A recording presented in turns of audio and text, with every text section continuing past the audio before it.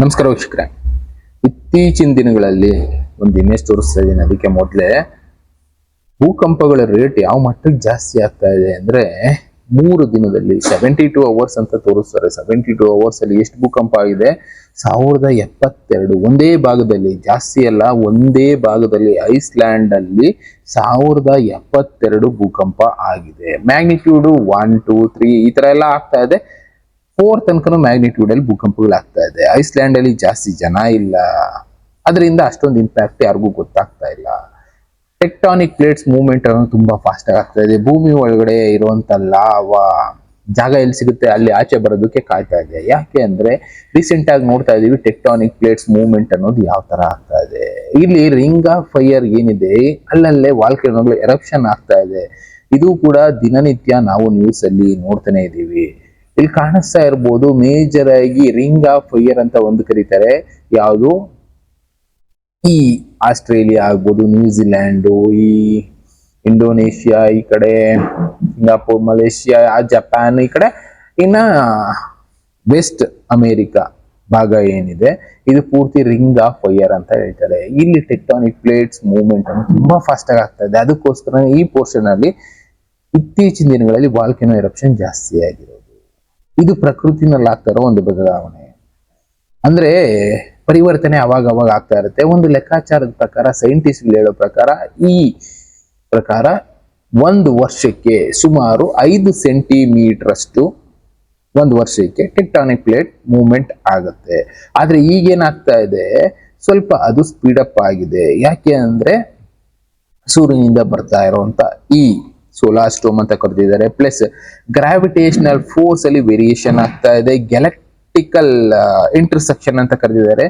ಸುಮಾರು 12,000 ವರ್ಷಕ್ಕೆ ಒಂದು ಸಲ ಈ ತರ ಗ್ಯಾಲಕ್ಟಿಕಲ್ ಇಂಟರ್ಸೆಕ್ಷನ್ ಆಗ್ತಾ ಇರುತ್ತೆ ಅನ್ನೋದು ಒಂದು ಲೆಕ್ಕಾಚಾರ. ಆ ರೀತಿ ಇಂಟರ್ಸೆಕ್ಷನ್ ಆಗುವಾಗ ಗ್ರಾವಿಟಿನಲ್ಲಿ ವೇರಿಯೇಷನ್ ಆಗುತ್ತೆ. ಎಕ್ಸಾಂಪಲ್, ಈ ಹುಣ್ಣಿಮೆ ಬಂದಾಗ ಹೇಗೆ ಸಮುದ್ರದ ಅಲೆಗಳು ಹೆಚ್ಚಾಗುತ್ತೋ ಅದೇ ರೀತಿ ಈಗ ಗ್ರಾವಿಟೇಷನಲ್ ಇಂಟರ್ಸೆಕ್ಷನ್, ಈ ಗ್ಯಾಲಕ್ಟಿಕಲ್ ಇಂಟರ್ಸೆಕ್ಷನ್ ಇಂದ ಗ್ರಾವಿಟಿ ಏನಿದೆ ಅದು ವೇರಿಯೇಷನ್ ಆಗ್ತಾ ಇದೆ. ಇದರಿಂದ ಭೂಮಿ ಒಳಗಡೆ ಇರುವಂತ ಲಾವಾ ಮೂವ್ಮೆಂಟ್ ಅಲ್ಲಿ ವೇರಿಯೇಷನ್ ಆಗಿದೆ. ಇದರಿಂದ ಎಲ್ಲಿ ಜಾಗ ಸಿಗುತ್ತೆ ಆ ಜಾಗದಲ್ಲಿ ಲಾವಾ ಆಚೆ ಬರೋದಕ್ಕೆ ಕಾಯ್ತಾ ಇದೆ. ಅಂತ ಸಿಚುವೇಶನ್ ಅಲ್ಲಿ ನಾವಿದೀವಿ. ಇದು ಕಾಣಿಸ್ತಾ ಇರ್ಬೋದು ಯಾವ ಕಡೆಗೆ ಯಾವ ಟೆಕ್ಟಾನಿಕ್ ಪ್ಲೇಟ್ ಮೂವ್ಮೆಂಟ್ ಆಗ್ತಾ ಇದೆ ಅಂತ ತೋರಿಸ್ತಾ ಇದ್ದಾರೆ.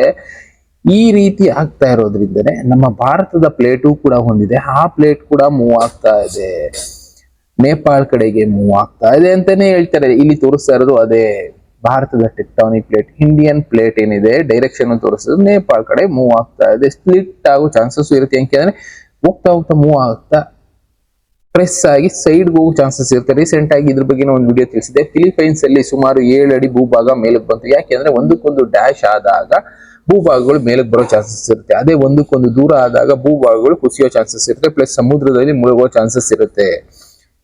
ಈ ಆಧಾರದ ಮೇಲೆ ಸೈಂಟಿಸ್ಟ್ಗಳು ಹೇಳಿದ್ದು ಅಮೆರಿಕಾದ ಹತ್ರ ಒಂದು ಭೂಭಾಗ ಮುಂದಿನ ದಿನಗಳಲ್ಲಿ ಮೇಲಕ್ಕೆ ಬರುತ್ತೆ, ಇನ್ನ ನ್ಯೂಜಿಲ್ಯಾಂಡ್ ಭೂಭಾಗ ಮೇಲಕ್ಕೆ ಬರುತ್ತೆ, ಸಮುದ್ರ ತೀರಗಳಲ್ಲಿ ಎಷ್ಟೋ ಮುಳುಗೋಗುತ್ತೆ ಅಂತ ಹೇಳಿದ ಕಾರಣ ಬಂದು ಇದೆ. ವರ್ಷಕ್ಕೇನಿಲ್ಲ ಅಂದ್ರೆ ಒಂದು ಲೆಕ್ಕಾಚಾರದ ಪ್ರಕಾರ ಸುಮಾರು 1 ಲಕ್ಷಕ್ಕೂ ಜಾಸ್ತಿ ಭೂಕಂಪಗಳು ನಡೀತಾನೆ ಇರುತ್ತೆ. ನಮ್ಮ ಅನುಭವಕ್ಕೆ ಬರೋದಿಲ್ಲ. ಯಾಕೆಂದ್ರೆ ನಮ್ಮ ಅನುಭವಕ್ಕೆ ಬರಬೇಕು ಅಂದ್ರೆ ನಮ್ಗೆ ಗೊತ್ತಾಗಬೇಕು, ಇಲ್ಲ ಬಿಲ್ಡಿಂಗ್ ಬೀಳ್ಬೇಕು, ಇಲ್ಲ ಏನಾದ್ರು ಆದ್ರೆ ಮಾತ್ರ ನಾವು ಭೂಕಂಪ ಆಯ್ತು ಅನ್ಕೊಳ್ತೀವಿ. ಅಷ್ಟ್ರ ಮಟ್ಟಿಗೆ ಆಗ್ಬೇಕು ಅಂದ್ರೆ 5.5, 6 ಇದ್ರ ಮೇಲಿದ್ರೆ ಮಾತ್ರ ಅನುಭವ ಆಗುತ್ತೆ. ಇಲ್ಲ ಅಂದ್ರೆ ಭೂಮಿ ಲೈಟ್ ಆಗಿ ವೈಬ್ರೇಷನ್ ಅಂದ್ರೆ ಗೊತ್ತೇ ಆಗುದಿಲ್ಲ. ಎಕ್ಸಾಂಪಲ್, ಯಾವ್ದಾದ್ರು ಫ್ಲೇವರ್ಗಳ ಮೇಲೆ ಹೋಗ್ಬೇಕಾದ್ರೆ ಅಲ್ಲಿ ಫ್ಲೇವರ್ಗಳು ನಡುಗೋ ಫೀಲ್ ಆಗುತ್ತೆ. ಯಾವ್ದಾದ್ರು ದೊಡ್ಡ ವೆಹಿಕಲ್ ಹೋದಾಗ ಭೂಕಂಪದ ಅನುಭವ ಅಲ್ಲೂ ಕೂಡ ಆಗುತ್ತೆ. ಅಂತ ಅನುಭವ ಆಗ್ಬೇಕು ಅಂದ್ರೆ ಮಿನಿಮಮ್ 5.5, 6 ಮೇಲಿದ್ರೆ ಮಾತ್ರ ಭೂಕಂಪದ ಅನುಭವ ಆಗುತ್ತೆ. ಅದು 9ಗಿಂತ ಎಬೋವ್ ಹೋಯ್ತು ಅಂದ್ರೆ ಈಗ ಏನಿದೀವಿ ಭೂಭಾಗ ಎಷ್ಟೋ ಕಡೆ ಕುಸಿಯೋದಕ್ಕೆ ಶುರು ಆಗುತ್ತೆ. ಯಾಕೆ ಅಂದ್ರೆ ಒಳಗಡೆ ಇರುವಂತ ಸಂಪನ್ಮೂಲಗಳನ್ನೆಲ್ಲ ತೆಗೆದ್ಬಿಟ್ಟಿದೀವಿ, ನೀರ್ ತೆಗ್ದಿದೀವಿ, ಕಲ್ಲಿದ್ದು ತೆಗ್ದಿದೀವಿ, ಚಿನ್ನ ತೆಗ್ದಿದೀವಿ, ಬೇರೆ ಬೇರೆ ಕೆಮಿಕಲ್ಸ್ಗೆ ಇನ್ನ ಮೆಟಲ್ಸ್ಗಳು ಎಲ್ಲ ಕೂಡ ತೆಗ್ದಿರೋದ್ರಿಂದ ಭೂಮಿಯಲ್ಲೆಲ್ಲ ಕೂಡ ಕುಸಿಯುತ್ತೆ. ದೊಡ್ಡ ಮಟ್ಟದ ಭೂಕಂಪ ಆದಾಗ, ಸಣ್ಣದಾದಾಗ ಅಂಥದ್ದೇನು ಇಂಪ್ಯಾಕ್ಟ್ ಆಗೋದಿಲ್ಲ.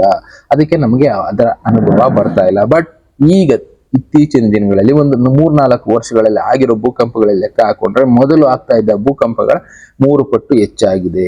ಇದೇ ರೀತಿ ಹೋದ್ರೆ, ಯಾಕೆಂದ್ರೆ ನಾವು ಬಳಸ್ತಾ ಇರೋ ಅಂತರ್ಜಲ ಮಟ್ಟ ಜಾಸ್ತಿ ಬಳಸ್ತಾ ಇದ್ದೀವಿ, ಕೆಳಗಡೆ ಪೂರ್ತಿ ಖಾಲಿ ಆಗ್ತಾ ಇದೆ, ಇನ್ನು ಸಂಪನ್ಮೂಲಗಳು ಜಾಸ್ತಿ ಬಳಸ್ತಾ ಇದೀವಿ. ವೆಹಿಕಲ್ಸ್ ಬೇಕು, ಕಾರ್ ಬೇಕು, ಮೊಬೈಲ್ ಬೇಕು, ಇದಕ್ಕೆಲ್ಲ ಕೂಡ ಬೇರೆ ಬೇರೆ ಪೆಟ್ರೋಲಿಯಂ ಪ್ರಾಡಕ್ಟ್ಸ್ ಆಗ್ಬೋದು, ಮೆಟಲ್ ಪ್ರಾಡಕ್ಟ್ಸ್ ಆಗ್ಬೋದು, ಇದನ್ನೆಲ್ಲ ಬಳಸ್ತಾ ಇರೋದ್ರಿಂದ ಭೂಮಿ ಒಳಗಡೆ ಖಾಲಿ ಆಗ್ತಾ ಇದೆ. ಇದರಿಂದ ಕೂಡ ಟೆಕ್ಟಾನಿಕ್ ಪ್ಲೇಟ್ಸ್ ಫಾಸ್ಟ್ ಆಗಿ ಮೂವ್ ಆಗ್ತಾ ಇದೆ, ಲಾವಾ ಫಾಸ್ಟ್ ಆಗಿ ಮೂವ್ ಆಗ್ತಾ ಇದೆ. ಎಲ್ಲಿ ಜಾಗ ಸಿಗುತ್ತೆ ರಿಲೀಸ್ ಆಗೋದಕ್ಕೆ, ಪ್ರೆಷರ್ ರಿಲೀಸ್ ಆಗೋದಕ್ಕೆ ಕಾಯ್ತಾ ಇದೆ. ಅದಕ್ಕೋಸ್ಕರನೇ ಮುಂದಿನ ದಿನಗಳಲ್ಲಿ ಇನ್ನ ಇದು ಜಾಸ್ತಿ ಆಗುತ್ತೆ ಅಂತಾನೆ ಸೈಂಟಿಸ್ಟ್ಗಳು ಲೆಕ್ಕಾಚಾರ ಮಾಡ್ತಾ ಇರೋದು. ಅದ್ರ ಕಾರಣನೇ 3 ದಿನದಲ್ಲಿ ಸುಮಾರು 1072 ಭೂಕಂಪ ಐಸ್ಲ್ಯಾಂಡ್ ಅಲ್ಲಿ. ಇದಿನ್ನ ಬೇರೆ ಬೇರೆ ದೇಶಕ್ಕೆ ತಟ್ಟಿಲ್ಲ. ಬೇರೆ ಬೇರೆ ದೇಶಕ್ಕೆ ತಟ್ಟೋದು ದೂರ ಏನಿಲ್ಲ, ಮುಂದಿನ ದಿನಗಳಲ್ಲಿ ಇನ್ನ ಜಾಸ್ತಿ ಆಗುತ್ತೆ. ಈ ತರದ ಇಷ್ಟು ವಿಷಯಗಳು ನಡೀತಾನೆ ಇದೆ, ನಮ್ಮ ಅನುಭವಕ್ಕೆ ಬರ್ತಾ ಇಲ್ಲ. ತಿಳಿಸೋದು ನನ್ನ ಕೆಲಸ. ತಿಳ್ಕೊಳ್ತಾ ಇರಿ, ಮತ್ತೆ ಮತ್ತೆ ತಿಳಿಸ್ತಾನೆ ಇರ್ತೀನಿ. Thank you, bye.